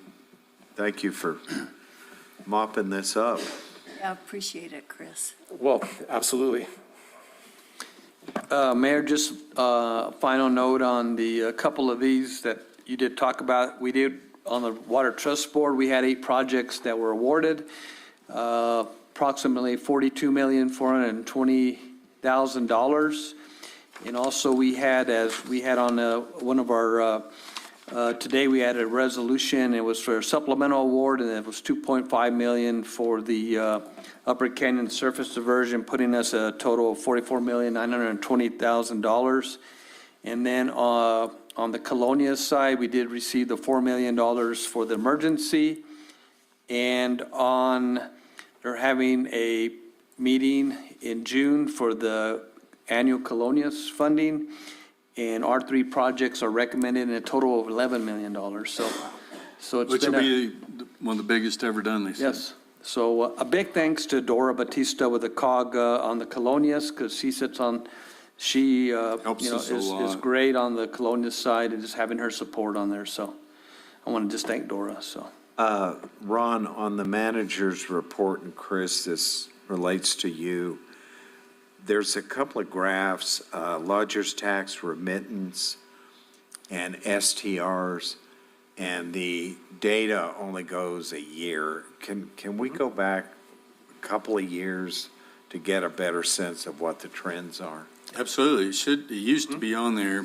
And we can, and 3 years at also, Judy, if you're online, I know she can also provide those numbers also. When she puts out our Yeah. GRT. and- on- Judy, you still online with Does us? give us that information, but if we can make it part of the manager's report. There's Judy. Absolutely. Hi, Judy. Hi, yeah, I can get the information and put it in the manager's report. Okay, thank you, Jude. And I'll also include it in the community development report and go back at least 2 years more if you would like. Well, as the mayor mentioned, 3 would be even better. Yeah. Just that way we can see our trend, because we had hit 3 million in 2023. And then Yes. it dropped down after the fire, and then we're building back up. And once we get the remittances on time, we should be back at that number, I hope.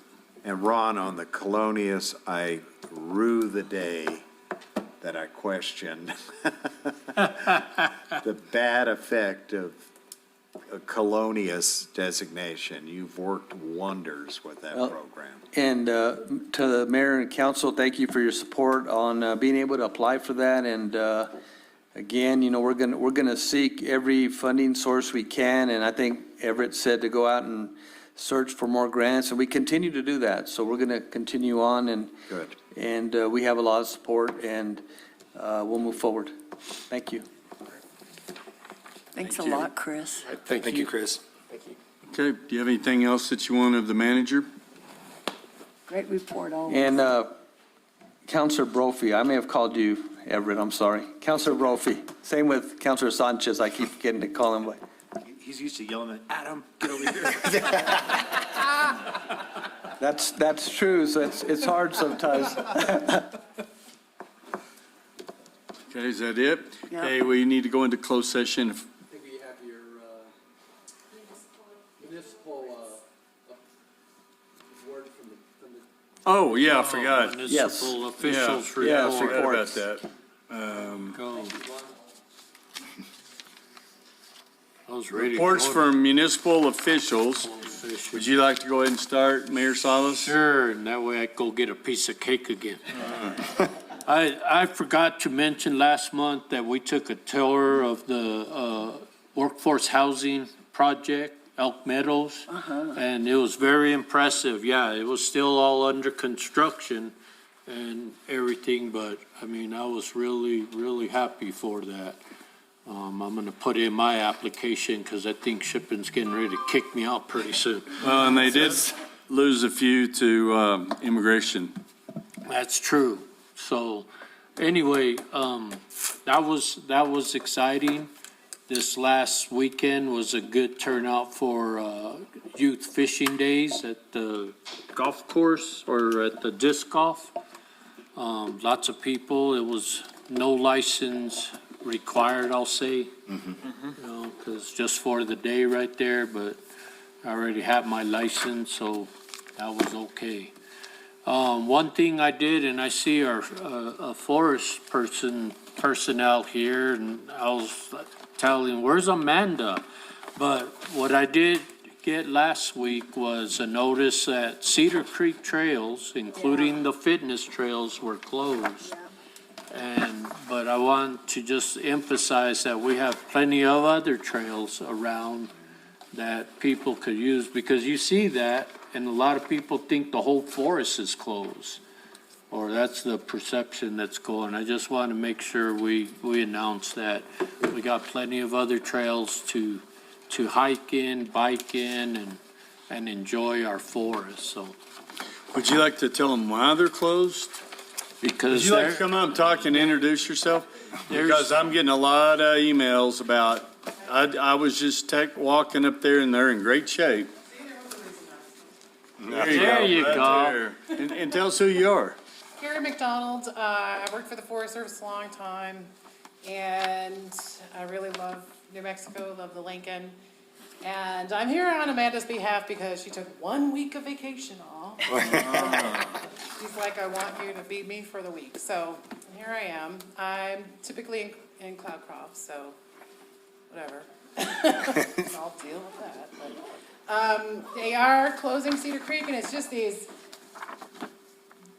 flood after flood after flood, and I know I sit there in Cloudcroft going, why does Ruidoso every year it's like burning to the ground and then the flooding, right? And I don't understand why I'm only 30, 40 miles away and the weather is completely different. So we just want people to stay safe, and even our own district office there will get flooded out. They get the water coming in and they have to stack sandbags all around it. So Cedar Creek is one of those places, and then going up Ski Run Road, whatever that number is, I forget. But yeah, those places are just inundated every year. So until we get sort of the infrastructure all set up, and I know they've been working on Ski Run Road, but we just want people to be safe. We are in the middle, it's ironic that you mentioned that, because we're in the middle, as I'm sitting here, the public information officer is coming out with a new press release to say, don't think that Ruidoso, you can't go there and enjoy the forest. Good. Cool. So exactly what you're talking about is exactly what she's doing right now. And she's saying, well, we're just gonna put all these other things out there, so she's mentioned Grindstone and all these other places where you can go It's good. to enjoy Ruidoso. So that's hopefully being handled as we sit here talking, so, anything else? And, well, the point is, you can be out hiking, it can be raining on the burn scar, Right, and you get caught. Right. And that's the whole Yep. point. It's all about Right. safety. and Eagle Creek, we went up to Eagle Creek last year, and you're like, what the heck happened here, right? Yeah. And you know, and if people aren't used to mountain living either, they don't understand that it can be miles away and you can still be washed. Oh, yeah. So, And that's why we push so hard for your western slope over there to get thinned. yeah. 'Cause that's, Yeah. we're all gonna be in that situation, and that's why we push that legislation, and we're getting ready to have a joint agreement between the National Forester and the State Forester with Linda, Linda? No, what's her name? The Forester, the State Forester. And so we're gonna start working on projects together. What's her name? The State Forester? Laura McCarthy. And so that's all positive, moving in the right direction. Yeah, yeah. Okay, anything else? Thank you I for don't know, being here. Amanda should be back. Yeah, thank you. Next week, so. Yeah, thank you for coming over. Thank you. Thank you, Carrie. Urgent, just let her know. Okay. So you want to go there, Mr. Hooker, since you've been gone, tell us about your vacation? Yes, thank you, Mr. Mayor. The wife and I did 2,100 miles touring southern Utah and seeing the big 5 national parks. But some of the things that were really interesting is seeing how other tourist communities operate. And I think we're on track. We're doing a lot of great things here, contrary again to whatever said or not said about trying to ruin the village and all that stuff. I love being here. Love being a part of this community and want it to continue to grow, and I think that's what everybody in this room wants to see also. But it was a great trip. It's good to be back. Thank you. You're welcome. Councilor Letterman? I would like to continue the celebration for Sal. One morning at 7 a.m., I was going past the school, Sierra Vista, and the cars, of course, were already lined up, and Sal was out of his car, and though it was a pickup truck, and the windows were all down, and all these kids were coming out of the windows, and Sal had them all over his legs. He was holding them, little kids, not necessarily the kindergarten kids that were waiting for the buses or waiting to go inside. But Sal has been a real treasure for this community in the police force, but especially at Ruidoso Municipal Schools, and he will be greatly missed. Look forward to the next person who takes over, but Sal, it was just a delight, and always smile and wave and helpful, and he did do the great community service of the community policing. So, thank you, Sal, and of course, Jamie. We appreciate Jamie's service as well. You bet. Councilor Corey? I would like to echo Counselor Letterman's comments regarding Sal. My youngest daughter went through several years of hell at middle school. She was bullied relentlessly because she was so tiny, and Sal was her lunch buddy on many occasions, so God bless him. Real quickly, the chamber, we had our chamber meeting last week. The annual chamber banquet will be at the Inn of the Mountain Gods on June 26th. The theme is prom. And the chamber continues to work on the new building. They're kicking off a fundraising drive, and I understand, Ron, you and representatives from the chamber had a good discussion yesterday on potential sites. Thank you, Mayor. You bet. And it did go good? Mayor and council, we had a good meeting there. We're looking at a piece of property there that's closest to the sidewalk there off of Sudworth. And Up by Sudworth? closer to Sudworth in that area. Right there where we're having the farm to market?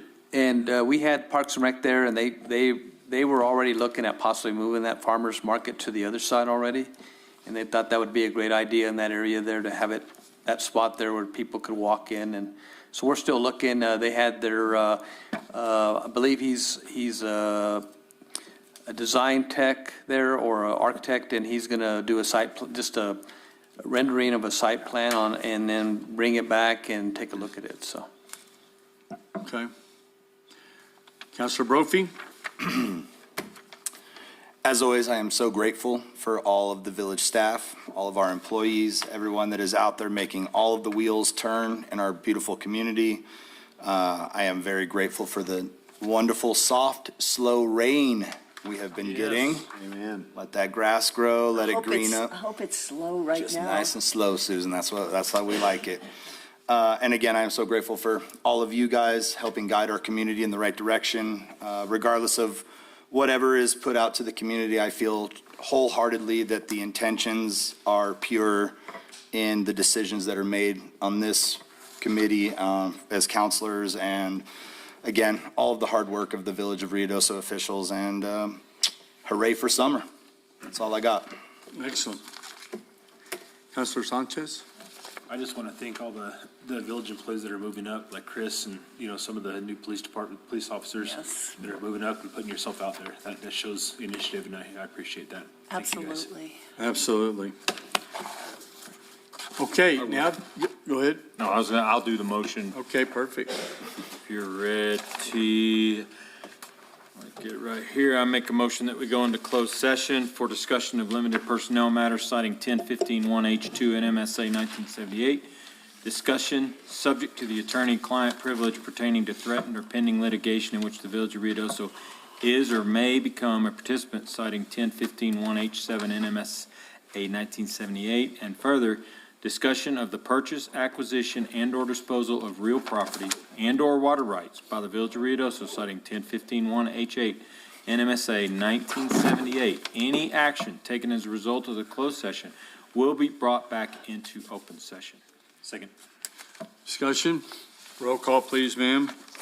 Counselor Hooker? Aye. Counselor Sanchez? Aye. Counselor Corey? Aye. Counselor Salas? Aye. Counselor Letterman? Aye. And Counselor Brophy. Aye. All right, thank you. I'll see you guys in the back.